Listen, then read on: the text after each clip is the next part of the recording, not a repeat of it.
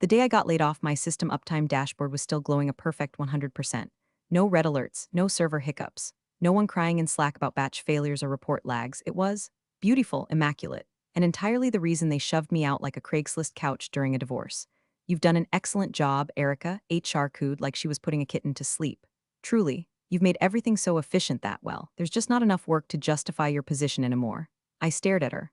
I mean, really stared, like maybe if I looked hard enough, I'd find the punchline tattooed under her bob haircut. 6 years. 6 years I'd been the duct tape and digital prayers holding this dump together.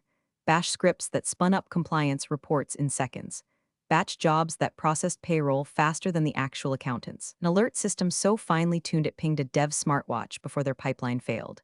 But no, I was too good at my job. I'd made it look easy, seamless, effortless, and now I was being thanked for my contributions by being turned into a goddamn cost-saving measure. By the way, if this story feels like it's been ripped from your own cubicle nightmares, do me one favor. Tap that subscribe button. Help me hit my first 10,000 followers so I can keep dragging corporate nonsense into the light, one quiet act of revenge at a time. Anyway, back to the bloodbath. The new COO, Jason, fresh off some MBA clown car, had shown up 3 months prior.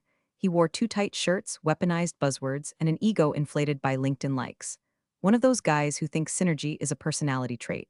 During his first town hall, he told us, while balancing his artisanal cold brew on the mic stand, if a system runs itself, we don't need a babysitter. Cool, Jason, guess what? You just fired the babysitter and handed the nursery over to the blender.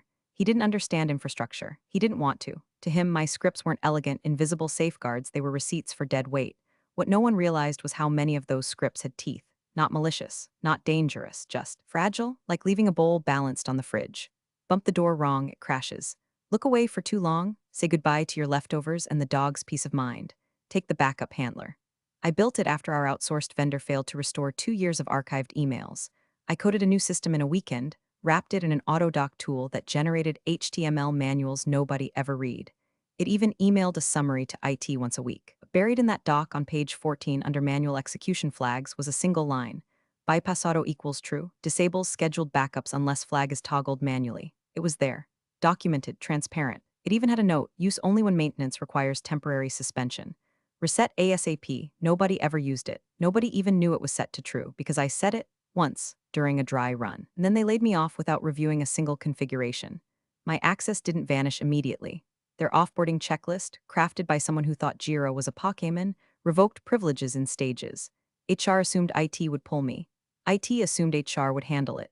Meanwhile, I still had access to every server that ran my scripts because no one remembered which credentials they piggybacked off. I had just enough time to walk out clean, professional, and invisible. I even brought donuts on my last day. Legacy doesn't mean old, I told them with a smile. It means it outlived the people who understood it. They all laughed. The new guy, Troy maybe, asked if I had any advice. Read the documentation, I said. It's all there. He gave me a thumbs up, didn't even write it down.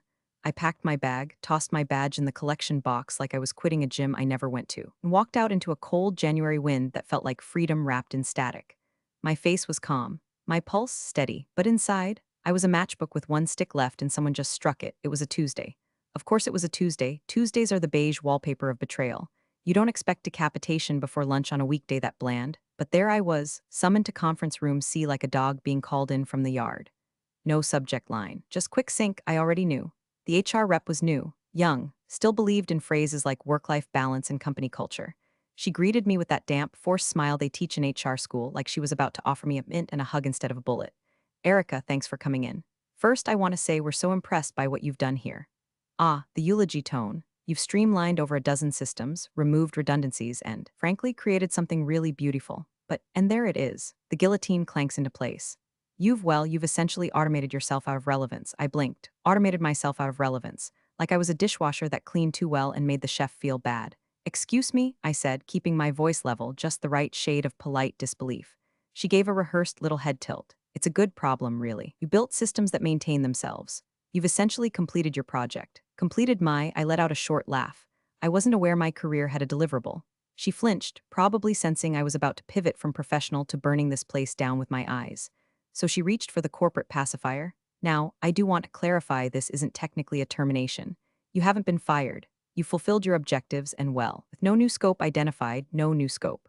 Like I was some overpaid Excel formula that spit out no value if not constantly fed. So, no severance? I asked just to confirm the punchline.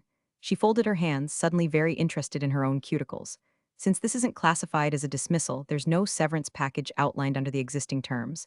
Existing terms. Cute. I nodded, smiled, even made a joke. Well, guess this is what happens when you design yourself out of the apocalypse.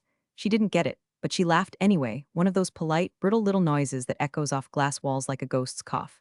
They handed me an exit packet printed in Comic Sans. Swear to God, like my 6 years of labor deserved the typographic equivalent of a fart noise.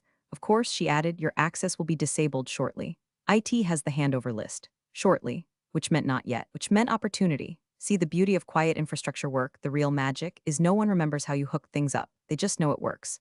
My scripts ran under service accounts I'd provisioned myself. Documentation was on the backlog. Credentials were stored in encrypted blobs only I decrypted, on machines only I maintained. They could remove me from the building. But the building still whispered my name. As I walked out, packet in hand, dignity clinging to the corners like lint, I passed Jason in the hallway. He gave me a tight smile. No hard feelings, Erica. The system's in good hands now, of course, I said. I'm sure it'll run itself. He chuckled, oblivious. But deep inside, a door slammed shut, and behind it, something started to coil. Humiliation, when compressed long enough, starts to crystallize. It stops weeping and starts thinking. Planning, it stops being hurt and starts becoming math. It wanted a clean-up script. One last little thing before I packed up my cactus and left them to their spreadsheet gods. We just need a quick wrap-up utility, Troy said. Troy, the human post-it note. Barely out of diapers and already mansplaining log rotation like he invented Bash. Something to archive logs, clear out temp directories, tidy up dangling configs, basically a digital janitor pass. A symbolic gesture, a pat on the head before exile. Final feather in the cap of the woman who made herself obsolete. Sure, I said, smiling like a waitress who's just been told to smile more. I spent the morning writing it, even brought my own coffee in a thermos that said I void warranties. They thought it was ironic. It wasn't. The script was a thing of beauty, commented, modular, elegant enough to make a Linux kernel blush. And tucked inside, right where no one would ever look unless they really knew what they were doing, was a loop, a conditional, technically, no errors, no warnings, just a soft whisper in the logs, backup flag not set, skipping. Looked like everything executed cleanly. Log cleanup, white heavy checkmark temp clear, white heavy checkmark backups, well, they'd look like they ran, timestamps updated, output folder touched, but the data, not a byte copied. It wasn't sabotage, it was conditional logic. Documented, traceable, signed off in the pull request by Troy himself, who had the attention span of a fruit fly on Monster Energy. And the cherry on top? A tiny cron job nested inside a nested config repo. It checked the flag every week just in case someone got smart and turned it on. If the flag didn't exist, it just kept skipping. Quietly, invisibly, like a priest ignoring sin in confessional. I handed the repo to Troy with a laminated handover checklist. He beamed. You really left us in a good place, he said, eyes skimming my readme without understanding a damn word. I said. Even Jason stopped by, clapped me on the shoulder like we were frat brothers and he didn't just kick me out of the airlock. Erica, seriously, thank you. You left a legacy here. People will be using your scripts for years. Let's hope they know how, I said. He laughed, thought I was being humble. There were handshakes, awkward hugs, cards signed with things like you're a rock star, and don't be a stranger, which I immediately tossed in the trash outside. Legacy? Sure, but legacies rot too when you don't water them. And they just fired the last gardener. As I shut down my workstation, I glanced just once at the timestamp in /etc/cron d/cleanup routine. First trigger in 30 days. Right after month-end backup retention hits its purge threshold. Perfect. I logged out. Walked out, no tears, no rage. Just the clean, surgical silence of someone who's already 10 moves ahead and sharpening the scalpel. The farewell script was signed, sealed, and deployed, and the clock was ticking. The silence after a clean escape hits different. No Slack pings, no Monday all hands. No fake birthdays with sheet cake that tastes like recycled toner. Just the hum of my own server rack in my living room and the occasional meow from Poe. I cat with trust issues and a permanent judgmental squint. I didn't waste time. 3 weeks after my non-termination, I filed the paperwork for my LLC. Named it Zero Flag Consulting, a little nod to the script clause that was now quietly disarming an entire Fortune 500 backup framework like a sleeping landmine. The irony kept me warm at night. My first client? One of my old employer's competitors. Let's call them Greystone Finance. Bit stodgy, a bit paranoid, but rich with legacy systems and terrified of becoming the next cautionary tale on Wired. We met in a beige boardroom that smelled like expired ambition. I wore a navy blazer and smiled like I hadn't just been corporate roadkill. Their CIO leaned in, fingertips steepled. We're told you understand risk intimately. I lived inside it for 6 years, I said. I know where people get lazy, especially with backups. He nodded like I'd just recited the Dead Sea Scrolls. They brought me on for a 60-day audit. I ended up rewriting half their backup architecture and flagging 6 separate points of silent failure. All of it logged, all of it redundant, triple-checked, human-proof. By month's end, I had a glowing testimonial, a retainer, and a private Slack channel named #ericafixizzle. Satisfaction? Yeah, it crept in. Not loud, just a low purr. Like the hum of servers doing exactly what they're told. I was earning triple my old salary, setting my own hours, drinking coffee that didn't taste like burnt apologies. But vengeance? That lived under the floorboards, still twitching, still whispering. One afternoon, while updating retention policies for Greystone's HR logs, I got a notification on my professional LinkedIn. A post from my former employer, glossy graphic, corporate font, smug blue and gray color palette that says, "We believe in efficiency until we don't."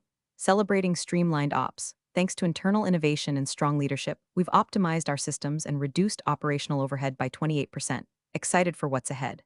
There was a photo of Jason, smiling like a man who just found a 20 in his khakis. Strong leadership, I muttered, sipping my coffee. Strong like two-ply toilet paper. They didn't name me. Of course not, I was a ghost, a set of scripts, a whisper in the repo. But I was the 28%, and that 28%, that was the space between stable infrastructure and catastrophic loss. I saved the post, not out of spite, more like documentation, a progress marker. Exhibit A, meanwhile, my own calendar filled up. Word got out. Quietly, deliberately. People like me don't shout, we circulate. She's the one who tells you what your CTO won't. She builds systems that survive vacation brain. Her alerts catch fire before the fire starts. They weren't wrong. My invoices were clean. My code was cleaner. And every time I typed a retention policy or built a backup plan, I remembered that little flag in /etc/sysconfig, the one still quietly blinking like a forgotten lighthouse. 30 days, they didn't know it yet, but they were already running on borrowed time. And I was right on schedule. On day 29, the system started coughing. It was small at first. Just a weird Slack thread in the DevOps channel, buried between some intern asking where the bathroom keys were and someone arguing about Jira ticket colors. Anyone know why the QA logs from last week are empty? No one answered for 6 hours. Then Troy, bless his gluten-free, half-zipped Patagonia soul, chimed in, ignore it. The system auto-manages. Might just be pruning, might just be pruning. That phrase, man, like digital necrosis is just a little spring cleaning. I could see the reply in his tone, smug, distracted, probably typing one-handed while sipping a turmeric latte. Meanwhile, /var/log/transactions had already quietly eaten its own tail and burped out a cheerful no entries found. I didn't say anything, obviously. Just watched. Good ghost never knocks before the haunting. See, I'd left behind something deceptively delicate. That hidden cron job I planted, it wasn't malicious, it was just honest, it followed orders. Every 7 days it checked for the backup flag. If the flag wasn't set, it skipped, logged the skip, patted itself on the back, and moved on. No drama, no errors, just obedience. And on day 29, it had done what it always did, nothing. But now the cracks were showing. Not enough to panic yet. One department, something in legal ops, started seeing missing data. Audit trails that ended mid-sentence. Metadata that pointed to ghosts. I think the archive sync is off, their team lead posted. Give it an hour. These things resolve, someone replied. These things resolve, like data loss is just a phase, like puberty or crypto. Meanwhile, I sat in my studio/office, sipping cold brew, listening to lo-fi jazz while I combed through Greystone's financial redundancy matrix. I caught wind of the issue through a former coworker's Twitter alt account, something cryptic about phantom logs and bad moon rising. I cracked a smile, couldn't help it. You ever hear the sound of denial tightening? It's quiet, like shoelaces before a sprint you don't know you're in. And inside that building, you could almost feel the air get heavier, that kind of pressure you get before a thunderstorm hits, when everyone's pretending the clouds don't look angry yet. Someone in operations reopened an old Jira ticket about intermittent discrepancies. They closed it 10 minutes later with the note, couldn't reproduce. Possibly temporary. Sure, buddy. And my ex just accidentally logged into Tinder during therapy. I pictured Jason scrolling through his dashboard, seeing all those beautiful green check marks, blissfully unaware that underneath them, the system was hollowing itself out like a termite buffet. Because here's the thing about automated integrity, it's only as good as the human memory maintaining it. And they'd fired the one human who remembered how it actually worked. Now, while they were busy celebrating streamlined ops, the archive processes had quietly skipped 29 times. No alarms, no error states, just skipped. Because that's what the condition said. The final 30-day retention cycle was already mid-countdown, and in a few short hours, the purge script would run right on schedule. A simple, efficient, unremarkable execution, one that would delete everything they thought they were still protecting. Transaction histories, HR incident logs, payroll backups, configurations, DNS maps, legal document revisions, gone, and no one would even know it happened until they went looking. Tick, tick, tick. It hit just past midnight. The system did exactly what it was told to do. Nothing more, nothing less. No fireworks, no klaxons, just the quiet precision of logic unfolding like a guillotine. At 12:01 a.m., the final retention job ran, At 12:02, slash backup slash monthly slash finance slash was empty. By 12:03, slash snapshot slash legal slash dropped into non-existence like a body into a river. At 12:05, HR tried to access a historical payroll report, got a 404. By 12:06, someone opened a ticket, data missing from archive. By 12:08, panic had an official Slack channel. It didn't hit all at once. It was more like a domino fall, slow and methodical, each department discovering their slice of hell with escalating disbelief. Accounting couldn't restore Q1 audit trails. HR couldn't pull performance reports for compliance checks. Legal tried opening a contract review from last month and got a blank folder, timestamped but empty. The ops team thought it was a mount issue, then a permission issue, then a sync issue, then a someone must have accidentally deleted something issue. But nothing had been deleted, not in the traditional sense. It had been skipped, every week, for 30 days. By 12:17, the incident response team was fully activated. Half of them still in pajamas, logging into war rooms from their home offices with bloodshot eyes and half-drunk Red Bulls. At 12:23, someone finally pinged the IT director. He'd been golfing the day they laid me off. Didn't even send a goodbye email. But now he was the one standing in the middle of the digital crime scene, sweating through his undershirt and whispering Jesus Christ every third breath. I wasn't watching live, obviously, but I didn't have to. I knew how this unfolded. I'd seen it in dry runs, stress tests, simulation environments. Except this time it wasn't a test. They found the script around 12:41. The cleanup SH file, documented, signed off, timestamped, reviewed. They ran it through 3 different threat scanners. Nada. They pulled it into a sandbox, still nothing. It wasn't malicious, it was just elegantly incomplete. One of the engineers, probably Troy, poor bastard, finally noticed the conditional. That's it. No sabotage, no payload, no ransomware, just logic. Simple, cold-blooded logic. A choice unmade, a flag unset, a silence no one questioned. And now, their data was gone, all of it, not overwritten, not encrypted, just quietly unpreserved. Auto-purged by the same policies they praised as efficient. What was once living infrastructure was now just bone, dust, and denial. At 1:03 a.m., someone reportedly vomited. IT director, according to the Slack logs a friend leaked me, right there at his desk, threw up on his keyboard during the emergency call. They brought in an external recovery firm by 2:00 a.m., but there was nothing to recover. The RAID arrays were intact. Storage was healthy. Nothing had crashed. It had all been intentionally bypassed by a system they greenlit, praised, and signed off on. By 3:00 a.m., a non-zero number of employees had locked their social media and scrubbed their LinkedIns. Jason, nowhere to be seen, and Erica, I was asleep. Soundly. Poe curled beside me, purring like he'd just avenged a ghost. There's a specific kind of silence that follows a catastrophe no one understands. A stillness too clean, too sterile. Like a hospital waiting room after the flatline. They didn't know what hit them, but they would, soon. By sunrise, the only backups left were the ones in their bowels. The Monday morning meeting was canceled, replaced with an all-hands-marked mandatory video on. Cameras flipped on across a grid of pale, twitchy faces. Legal was there, so was PR. Even Jason crawled out of whatever ego cave he'd been hiding in, suddenly looking like a man who'd aged a decade in 4 hours. Nobody said it out loud, but the truth hung in the air like mold on drywall. They'd lost everything. Every audit trail, compliance log, transaction receipt, and configuration file dating back more than 30 days had been irreversibly purged by their own streamlined system. And now, the vultures were already circling. The first regulatory ping came from FINRA, then the SEC, then a data privacy watchdog in Europe. They'd had a few EU clients, just enough for GDPR to rear its terrifying head. At 10:14 a.m., a general counsel from legal finally asked the question everyone else was praying someone else would. Who wrote the scripts? Silence. Then Troy, in a voice that sounded like it had been rolled in regret and deep-fried, muttered, Erica, Erica Santos. Click. My name echoed through 3 floors of spreadsheets and corporate dread. A few managers dug through old emails. Someone pulled my Git commits. Someone else grabbed the signed-off Jira tickets and approvals. Slack logs showed the pull request with a +1 from Troy and a final green check from the IT director, who now reportedly had a twitch in his left eye and a standing appointment with an herbalist. By noon, my inbox had 6 new messages from various at the company com addresses, then 8 more, then 2 calls from blocked numbers, then a LinkedIn request from Jason with a groveling message. Would love to reconnect, maybe clear the air. Cute. I didn't answer. I didn't even open them. I just sat in my home office, coffee in hand, scrolling through Greystone's firewall logs like a woman flipping through a cookbook while the neighbor's house burned down next door. At 2:37 p.m., a message popped up in a private Slack I was still part of, courtesy of a friend who hadn't yet cut the cord. They're pulling legal into the script review, trying to prove sabotage. That made me laugh, not a big laugh, not a cackle. Just a soft content chuckle that felt like exhaling a weight I'd been carrying for years. There was no sabotage. What they found instead, in a neat folder titled Handover Exit Package, was a signed-off document, dated, timestamped, approved. It stated in clear, corporate-safe language that all scripts, automation tools, and system configurations prepared by Erica Santos have been reviewed and accepted by the IT department and management as final. No further modifications required. Legal read that line 4 times. It was ironclad, buried in the standard HR paperwork.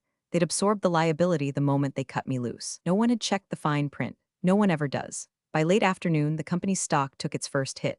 Only 3%, enough to raise an eyebrow on CNBC's sidebar. But the real hemorrhage was internal. Their top 5 clients had been notified.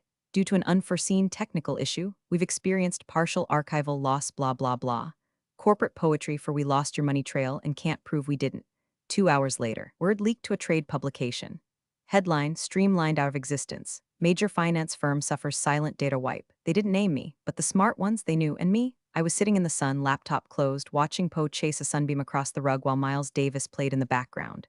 Serene, detached, untouchable. They wanted to reach me. But the version of me they fired, she doesn't take calls anymore. Greystone's lobby didn't have a chandelier, but the silence still sparkled. We were mid-presentation. Slide 12 of a 40-slide deck titled Automating Resilience, Lessons in Preventing Invisible Failures. Every exec in that boardroom was taking notes like I was reading the 10 Commandments from a USB stick. They didn't interrupt. They didn't blink. They just nodded, hard. My final slide read: systems should never rely on memory, especially human memory. Closed the laptop and waited. Applause, actual applause. Not the sarcastic kind from devs who have been awake for 48 hours, but genuine, relieved clapping from people who knew I'd just handed them a map through the minefield they'd been dancing blindfolded through for a decade. Someone handed me a fresh check. Retainer renewal. Double what they paid me last quarter, plus bonuses. Plus travel fees for a flight I didn't take because I preferred to work from home. And socks. Afterward, in the elevator, the CFO leaned over and asked casually, "Did you hear? Jason's on indefinite leave." I nodded. "Health issues?" She smirked. "Professional integrity implosion." Word is he hyperventilated during the regulator debrief and started shouting about flags and sabotage. We shared a quiet laugh as the elevator dinged. I didn't gloat. I didn't need to. The man had nuked his career with the same smug finger he used to fire me. By the time I got home, there was a new email in my zero-flag inbox. Subject: urgent recovery support needed from my former employer. Signed by their acting CTO. A desperate tone. It was polite but bleeding at the edges. "We're currently reassessing our infrastructure strategies. We'd appreciate a conversation regarding potential consulting engagement for data recovery and future-proofing." Future-proofing. Adorable. I forwarded it to my assistant with a note: double the rate. Add a nausea clause. The clause reads: a 12% surcharge will be applied to any engagement involving infrastructure that caused public vomiting or reputational loss. They accepted. 30 minutes later, I opened the invoice template, updated the totals, included the legal paperwork, and attached a 2-page consulting scope that included system hardening, compliance guardrails, and yes, backup flag conditioning. I paused for a moment, just a breath. Poe was curled up in the window beside me, snoring like a small motorbike. Outside, the wind barely stirred. Inside, soft jazz played low like the background to someone else's movie. Someone who finally got the last word. I clicked send. Invoice delivered. Closure achieved. And somewhere in an office built on bullet points and bad decisions, someone just opened that email and tasted bile. Appreciate you sticking around, you legends of the break room. Subscribe for more chaos. Let's make your old manager spill their coffee in fear.